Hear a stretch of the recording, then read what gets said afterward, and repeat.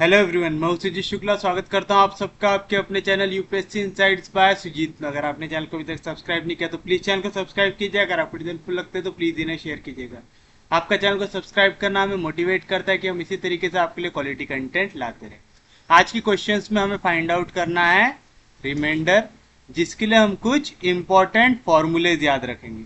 जैसे आपको कभी भी अगर x to the power n को डिवाइड करना है x प्लस 1 से, तो रिमाइंडर की वैल्यू हमेशा आएंगी 1।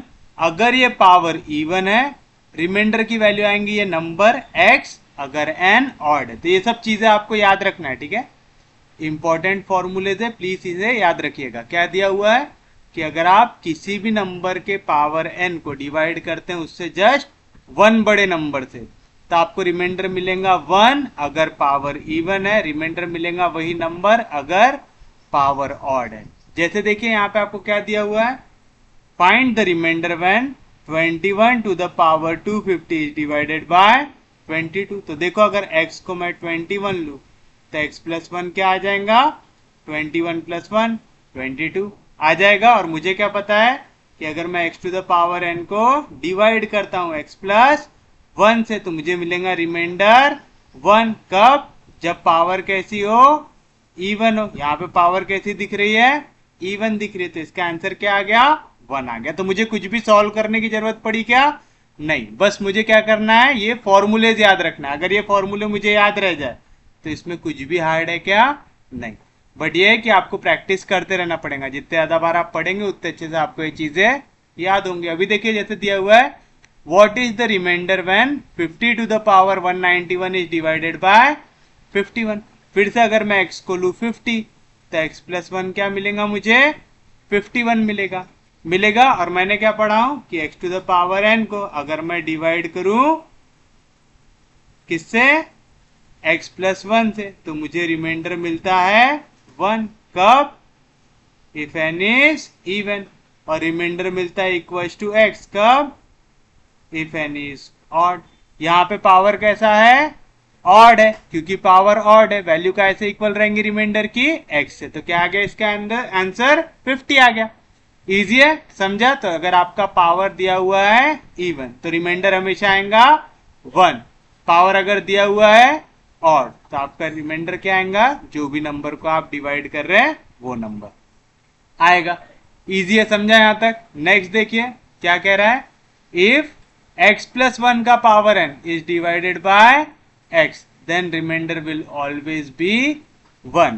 यानी अगर आप दो कॉन्जिक्यूटिव नंबर को डिवाइड कर रहे हैं, बड़ा नंबर डिवाइड बाय छोटा नंबर, तो हमेशा रिमाइंडर क्या मिलने वाला है, 1। बस ये दोनों के बीच का डिफरेंस कितने का रहना चाहिए, 1 का। और यहाँ पे इवन और ऑड का झंझट है क्या, कुछ भी नहीं। इवन के लिए भी रिमाइंडर आएगा 1, ऑड के लिए भी रिमाइंडर आएगा 1। जैसे देखिए क्या दिया हुआ है, find the remainder 1 18 to the power 302 is divided by 17। तो अगर मैं x को ले लू 17 तो x प्लस 1 क्या आ जाएगा, 17 प्लस 1 18। यानी मैं यहाँ पे x plus 1 to the power n को डिवाइड कर रहा हूँ कैसे, x से। तो जब भी मैं x plus 1 to the power n को डिवाइड करूंगा x से, हमेशा रिमाइंडर क्या मिलेगा मुझे, 1। भले ही पावर चाहे इवन हो चाहे ऑड हो। सेम चीज देखिए, what is the remainder if 503 to the power 95 is divided by 502। फिर से अगर मैं 502 को ले लूं x, तो 503 क्या हो जाएगा, x प्लस 1। मैं जब भी x plus 1 to the power n को डिवाइड करता हूं कैसे, x से, तो मुझे रिमाइंडर हमेशा क्या मिलेगा, 1, चाहे n इवन हो चाहे ऑड हो। तो आप देख रहे हैं, अगर आपको ये फॉर्मूले याद है तो आपके लिए क्वेश्चंस पे कुछ भी दम है क्या, नहीं है। लेकिन अगर आपको फॉर्मूले नहीं आते तो इतना बड़ा आंसर फाइंड आउट करना आपके लिए पॉसिबल रहेगा क्या, पेपर में नहीं रहेगा। तो प्लीज इसे अच्छे से समझिएगा। नेक्स्ट देखिए, ये 3 फॉर्मूला आपको याद करना है। और क्या दिया हुआ है कि अगर आप x to the power n plus a to the power n को डिवाइड करेंगे x प्लस a से, तो ये एग्जैक्टली डिवाइड होगा, मतलब रिमाइंडर देगा 0। कब? अगर n ऑड हो। x to the power n minus a to the power n, ये एब्सोल्युटली डिवाइड होगा x प्लस a से, अगर n इवन हो। और x to the power n minus a to the power n, ये हमेशा divisible रहेगा x माइनस ए से, यानी इनका हमेशा रिमाइंडर क्या आएगा 0। तो पहली चीज क्या याद रखना है, अगर दोनों नेगेटिव है तो कोई झंझट नहीं, हमेशा डिवाइड करेगा, मतलब x to the power n minus a to the power n upon x minus a, ये हमेशा क्या होगा, डिवाइड होगा। अगर एक नेगेटिव है एक पॉजिटिव है तो क्या केस आना चाहिए, इवन आना चाहिए, मतलब x to the power n minus a to the power n upon x plus a, ये एक दूसरे को डिवाइड करेंगे कब, जब आपका n कैसा हो, इवन हो। और लास्ट जो आपको याद रखना है वो क्या है, अगर दोनों पॉजिटिव है तो केस कैसा हो जाएगा, ऑड हो जाएगा, मतलब x to the power n plus a to the power n upon x plus a, ये डिवाइड करेगा कब, when n is odd। तो इतनी चीज अगर आपको याद है तो आगे के 4 क्वेश्चंस आप बड़े आराम से कर सकते हैं। क्या क्या याद रखना है आपको, पहले तो अगर दोनों नेगेटिव है तो मतलब डिवाइड करेंगे x to the power n minus a to the power n upon x minus a, ये डिवाइड करेंगे, चाहे ऑड ले लो चाहे इवन ले लो, दोनों केसेस में।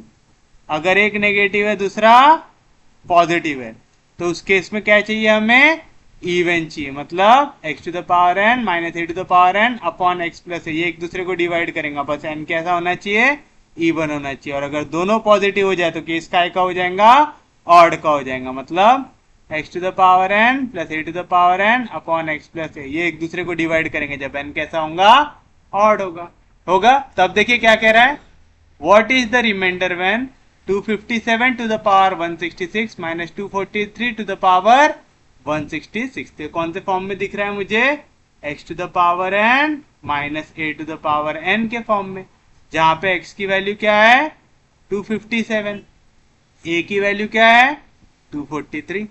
इसको मुझे डिवाइड करना है, कैसे डिवाइड करना है, 500 से। 500 ये दोनों नंबर से बड़ा है, मतलब कब मिल सकता है, जब आप दोनों को ऐड करेंगे।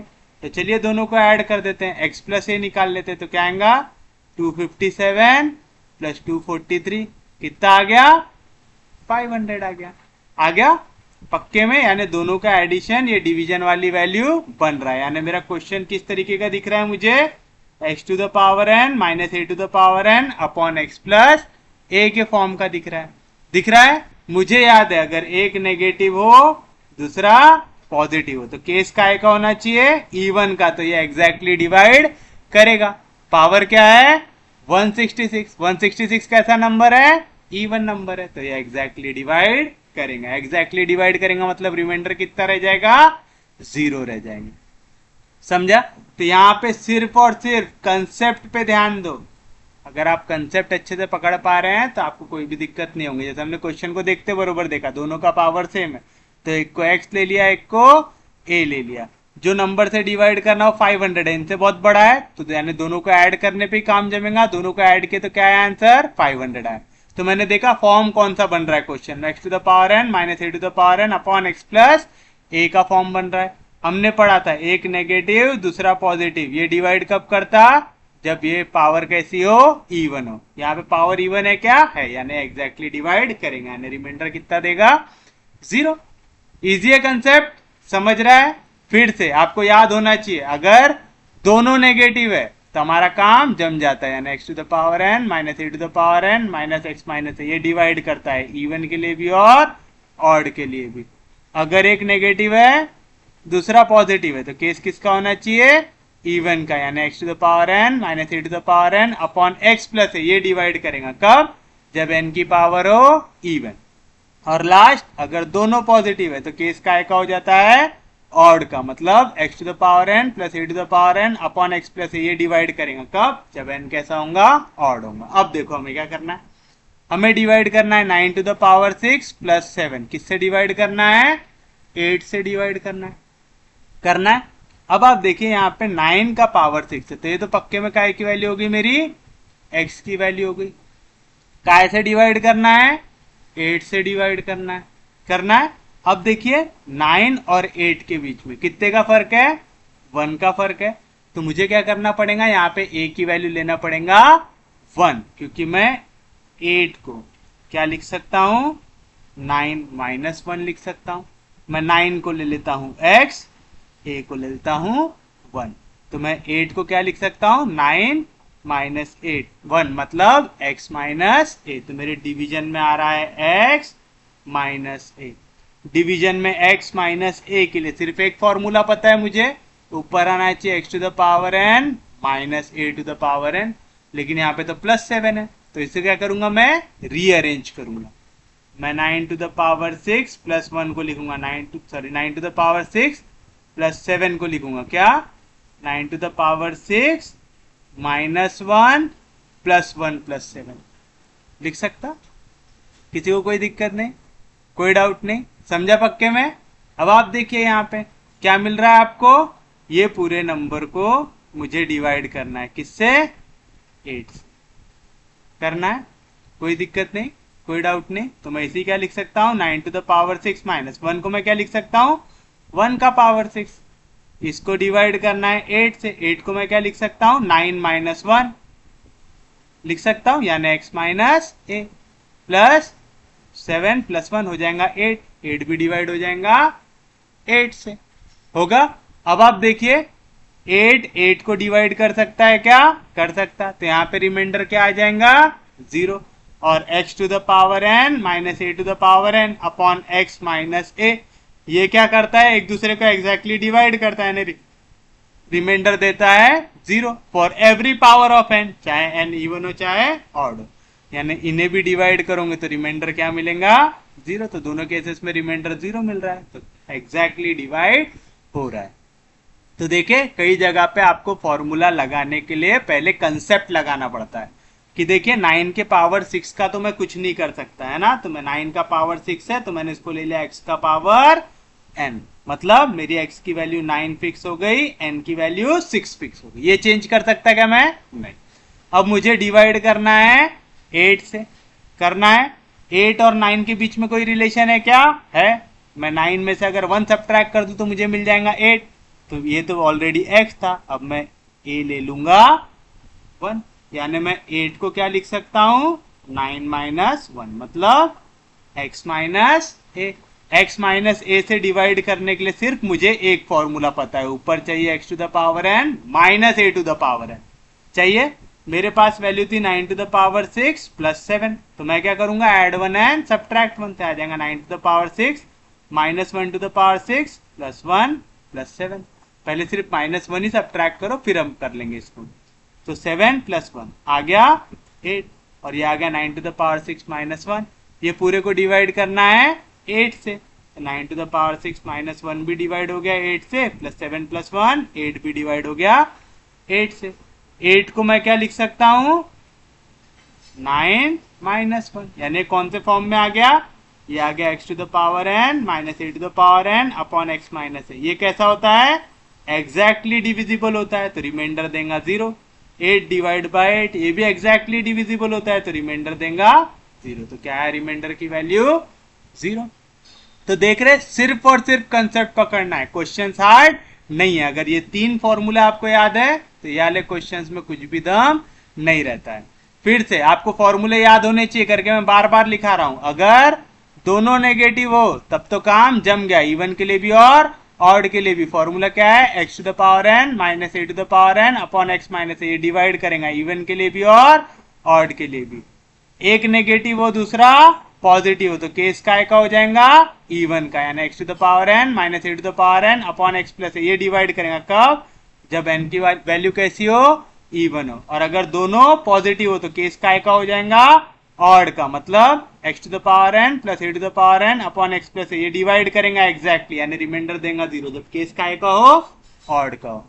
फिर से देखिए क्या है number 397 to the power this है, तो मुझे इसे x लेना पड़ेगा, मुझे इसे n लेना पड़ेगा। तो ये क्वेश्चन आ गया x to the power n के फॉर्म में, जहां पे x की वैल्यू है 397, n की वैल्यू है 3589 आ गई। अब देखिए 397 और 398, मुझे 398 से डिवाइड करना है।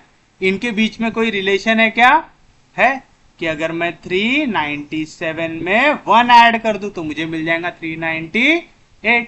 397 मेरे लिए ऑलरेडी क्या है x है, तो मुझे अब a भी मिल गया, यानी मुझे डिवाइड करना है यहाँ पे x प्लस ए से करना है। तो इस केस में मेरे पास ए आ गया 1 आ गया। तो बताइए क्या मिलेगा आपको। मैं यहाँ पे 397 का पावर 3589 प्लस 5 को ऐसा लिख सकता हूँ क्या। 397 का पावर 3589 प्लस 1 प्लस 4 कर सकता। 5 को मैंने लिख दिया 1 प्लस 4। क्यों? क्योंकि मैंने पहले बताया था मुझे ए की वैल्यू मिल गई है 1, मुझे इसको डिवाइड करना है। कैसे? इस नंबर से। तो चलिए इसको डिवाइड कर देते हैं किससे, 398 से। करना है 398 को आपने क्या लिखा, 397 प्लस 1। तो 398 को मैं लिख देता हूं 397 प्लस 1। और हम लोगों ने क्या पढ़ा था कि x to the power n plus a to the power n upon x plus a। अगर ये दोनों के दोनों पॉजिटिव है तो ये एग्जैक्टली डिवाइड करेंगे। कब? When n is odd. यहाँ पे पावर क्या है 3589, यानी कैसा पावर है, ऑड है। तो ये पूरी वैल्यू क्या हो जाएंगी, एग्जैक्टली डिवाइड हो जाएंगी। मतलब रिमाइंडर क्या देंगी, 0। लेकिन अभी भी ये जो +4 था ये डिवाइड हो पाया क्या, नहीं। ये +4 अभी भी डिवाइड हो रहा है 398 से। 398 से आप 4 को डिवाइड कर सकते क्या, नहीं। तो रिमाइंडर क्या आ गया आपके लिए, 4 आ गया। क्योंकि वाली वैल्यू एग्जैक्टली डिवाइड हो गई। तो जो भी वैल्यू बची हुई है जिसको आप डिवाइड नहीं कर पाए वो क्या बचेगा आपके लिए, रिमाइंडर बचेगा। तो देखिए कितना आसान कंसेप्ट है। बस एक बार अगर आपने कंसेप्ट पकड़ लिया तो क्वेश्चन कुछ भी हार्ड नहीं है। लास्ट क्वेश्चन देखिए क्या कह रहा है, 7 का पावर 126 इज डिवाइडेड बाय 48। अब देखिए 7 और 48 के बीच में बहुत बड़ी दूरी है ना। पर मुझे पता है 7 का स्क्वायर क्या होता है 49। तो 49 और 48 बहुत पास में। तो मैं क्या करूंगा, 7 के पावर 126 को लिख दूंगा 7 के स्क्वायर का पावर 63। ये पढ़े ना आपने, a to the power m to the power n को आप लिख सकते हैं a to the power m into n। तो यहाँ पे 7 के स्क्वायर का पावर 63 क्या होगा, 2 इंटू 63 कितना आएगा 126। 7 का स्क्वायर कितना होता है 49। तो आ जाएगा 49 का पावर 63 आ गया। तो अब ये वाली वैल्यू इसके पास आ गई तो मैं इसे ले लूंगा x। तो मेरे लिए x हो गया 49, n हो गया 63। कौन से नंबर से डिवाइड करना है, 48 से डिवाइड करना है। 48 और 49 के बीच में कोई रिलेशन, मैं उसे लिख सकता हूं 49 माइनस 1। तो एक हो गया x, एक हो गया a। तो x की वैल्यू ऑलरेडी 49 थी, a मुझे मिल गया 1 मिल गया। जब भी मैं डिवाइड करता हूं x माइनस a से, मुझे सिर्फ एक फॉर्मूला पता है, ऊपर आना चाहिए x to the power n minus a to the power n। तो ये एग्जैक्टली डिवाइड हो जाएगा, चाहे n इवन रहे चाहे n ऑड रहे।